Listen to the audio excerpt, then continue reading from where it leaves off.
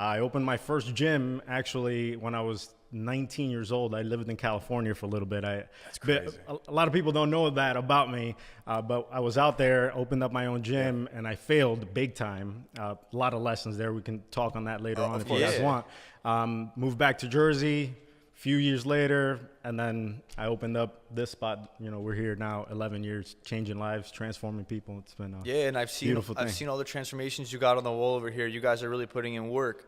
What were some of those challenges that you had when you were building that gym out in California? Like, where did you come across some obstacles? I mean, I was young. I didn't know anything. I was always like, I would always just throw myself first. And it was more like ready, fire, aim. Rather than like ready, aim, fire. That's kind of where I'm at now. Like that was my big lesson. It was like have a plan. Right. Because I didn't. I was just like, I'm gonna open this door. That's it. People are gonna come. I'm good. Dollars, No marketing. No nothing about business at all. Now you're much more intentional. For sure.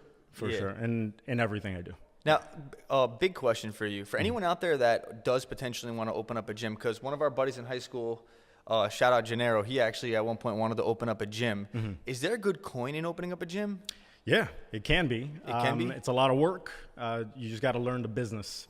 Like, for example, with me, I started off as a coach, technician first, and I love that side of it. Yeah. But switching the hats is very different. Yeah. Like, knowing the business side of it, which is where I'm at now, and I've been doing that for about 4 or 5 years.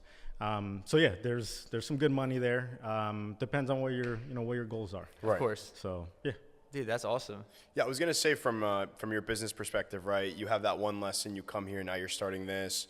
What are some of like the big lessons or things to consider when opening up a gym? I know we were talking a little bit about just the marketing. You didn't have that at first. How do you, and just to get more specific, sure, how do you drive members to your gym? What's like you think the most important piece? Because I feel like a lot of people that start a gym, they have the upfront cost for the equipment. But the reality is that if you have no members, you have no revenue. What was kind of your approach to get this gym to be successful for the last 11 years? That's a great question, man. So just looking back at the very beginning, I started off with a $14,000 loan. Yeah. Bare bones. Like what I have here was nothing. Of course.